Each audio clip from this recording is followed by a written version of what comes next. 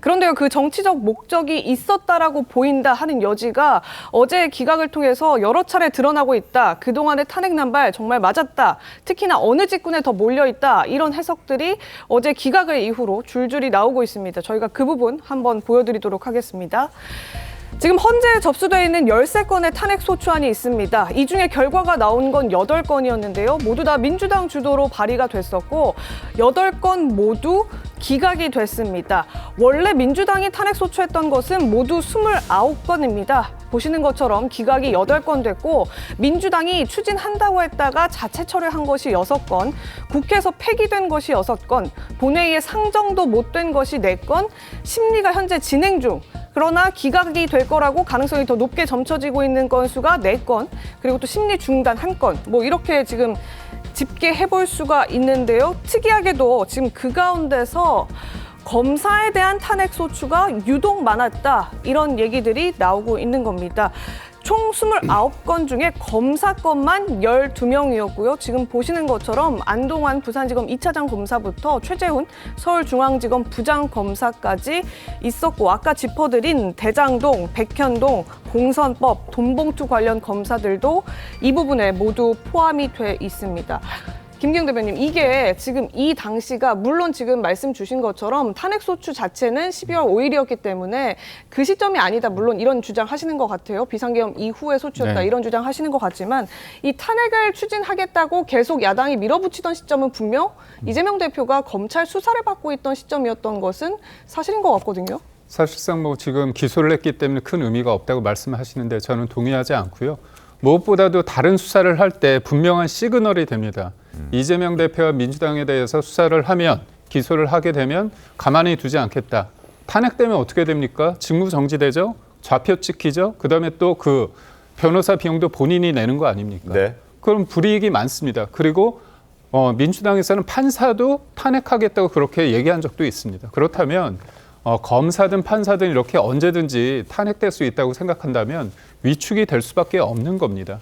그러니까 사실 저는 남용이 아니다 이렇게 검사 3인에 대해서 어제 결정에 나왔는데요. 그 문제가 뭐냐면 검사 3인은 남용이 아닐 수 있습니다. 그렇지만 우리가 지금 말을 하는 게 29번의 탄핵이 있었고 실제로 13번은 통과가 됐습니다. 네. 그러면 검사 3인에 대해서는 남용이 아닐 수 있지만 전체적인 흐름상 민주당이 이 탄핵안을 소추한 것들은 실질적으로 13건에 이르지 않습니까? 근데 매번 8건 이제까지 결정이 난 것들은 다 판판이 깨졌습니다. 기각이 됐습니다. 그렇다면 이걸 두고서 우리가 남용이라고 못하는 겁니까? 국민들은 분명히 남용이라고 할 수 있는 거고요. 다만 헌재에서 검사 3인 요 사안만 봤을 때는 남용이 아니다.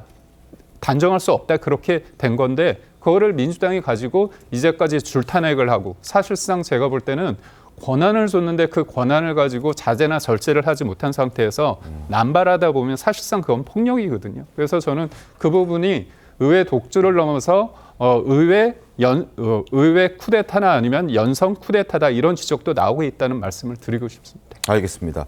현재 기각 선고에 지금 국민의힘에서는 이재명 대표를 위한 방탄 탄핵 그리고 무리한 탄핵이었다면서 사과하라고 목소리를 좀 높이고 있습니다. 그 목소리 확인하겠습니다. 대한민국의 법치주의가 다시 한번 지켜졌습니다. 민주당의 정치적 탄핵 남발에 대해 법의 철퇴를 가한 역사적인 판결입니다. 이제라도 정치적 목적에 따른 탄핵 시도를 즉각 중단해야 합니다. 8번째 기각입니다. 무더기 탄핵의 결과는 무더기 기각일 뿐입니다. 사필 규정입니다. 이재명 대표는 얼렁뚱땅 애매하게 말하지 말고 8번째 탄핵 기각에 대해 정식으로 국민 앞에 석고대죄하십시오.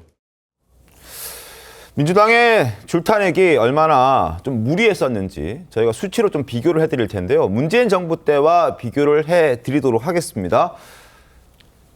역대 정부 탄핵안 발의, 문재인 정부 5년간 6건이었습니다.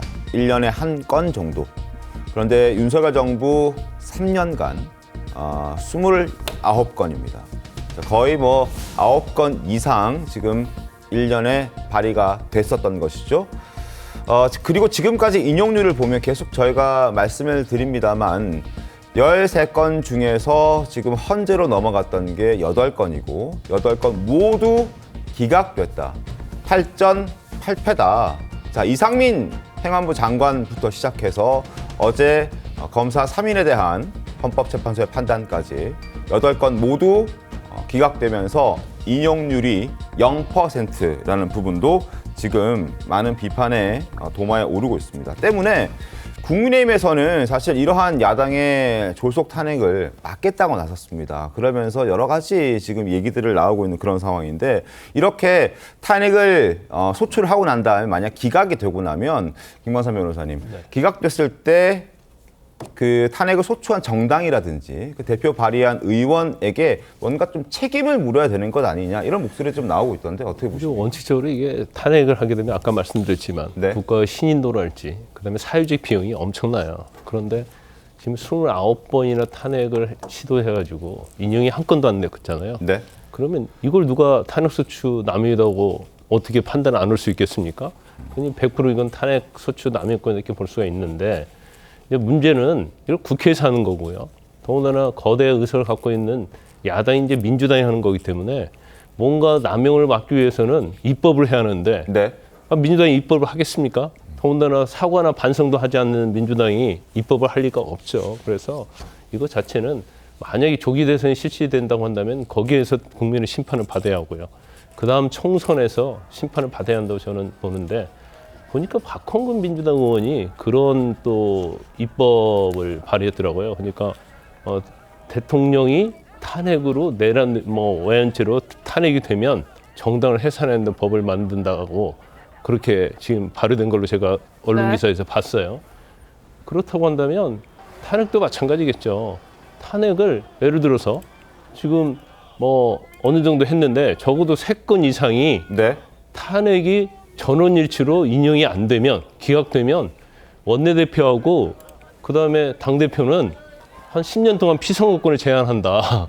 이제 그 정도의 법안을 발의를 해야지. 3건은 기준이 있는 겁니까? 아니 세 건 이상 발의? 우리가 이렇게 3건 할 때는 이전에 했던 경험을 가지고 얘기하는 거예요. 네. 아니 그렇게 발의를 많이 했는데 3건이나 전원일체로 기각이 되면 그럼 명백히 남용이거든요. 근데 탄핵소추 남용죄로 처벌할 수는 없어요. 이제 법적으로 문제고 국회의 권한이기 때문에. 그렇죠. 예. 그렇지만 국회 여야 지금 합의체 있잖아요. 거기서 그러면 이번 기회에 3번 이상 전원일치 나오면 원내대표하고 그걸 추진했던 민주당 대표는 앞으로 10년 동안 피선거권 제한하자. 그런 합의를 하면 아마 없어질 거예요. 그리고 남용이 없어질 거고, 그 다음에 이제 물론 이건 가능성이 제로인데 제가 농담으로 얘기하는 거고요. 그리고 제일 우선적으로 할 것이 이제 직무정지 조항을 없애는 거예요. 지금 일부러 저렇게 30건이나 하는 것은 직무를 마비시켜서 현 정부 그리고 검찰을 이제 붕괴시키겠다는 그런 의도가 있는 거거든요. 네. 그래서 직무정지를 안 시키고 법을 개정을 해버리면 사실은 탄핵의 효과를 발휘할 수 없어요. 보나마나 기각이 될 거니까 함부로 탄핵을 할 수가 없죠. 예, 김주익 대변인 어떻게 보십니까? 직권남용으로 처벌하게끔 일정 부분 탄핵 소추를 너무 남발하는 행위에 대해서는 좀 견제 장치가 필요하다 이런 목소리 계속 나오거든요. 그 탄핵에 대해서만 이제 지금 말씀을 주시는데 그리고 탄핵에 대해서 지금 뭐 8대 0이다 이렇게 단순하게 수치로만 비교하는 건 저는 옳지 않다고 봅니다. 만약에 그런 식의 단순 산술 비교를 한다 그러면 윤석열 대통령의 30번이 넘는 거부권, 이거는 거부권 남용 아닙니까? 이렇게 볼 수도 있는 거예요. 많은 국민들이 지금 윤석열 대통령의 거부권에 대해서 그동안 역대 정부들 전체를 다 합친 것보다도 훨씬 더 많다.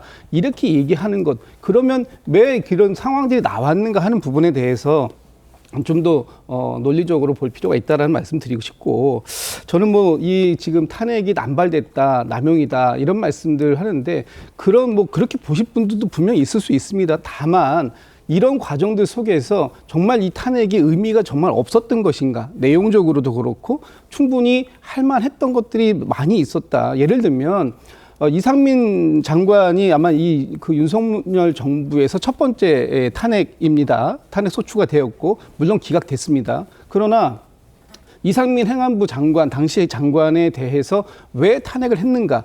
이태원에서 어느 날 밤에 159분이라는 안타까운 인명이 희생됐습니다. 그 부분에 대해서 누군가 어떤 책임을 져야 되는 거 아닙니까? 그런 게 없었다. 그리고 검사 중에 첫 번째가 안동환 검사의 탄핵이 있었습니다. 그것도 기각됐습니다. 그런데 이 기각의 내용을 보면 5대 4예요. 그렇다고 해서 안동환 검사가 그러면 그때 당시 나온 것도 어떤 검찰청법이 위반이 되고 여러 가지 법률의 위반은 분명히 있었다. 다만 이것을 가지고 파면에 이르게 할 정도의 중대함이 있었느냐, 그 부분이 부족했다라는 거거든요. 그러면 그 이후에 안동환 검사에 대해서 어떻게 지금 처분이 내려졌는가, 검찰이 그동안 너무 제 식구 감싸기 한 거 아닌가, 솜방망이 처벌한 거 아닌가, 이런 부분에 대한 비판도 여전히 따라 함께 가야 된다. 그랬을 때 이 탄핵에 대해서도 조금 더 요건을 강화하자, 이런 얘기가 가능한 얘기지.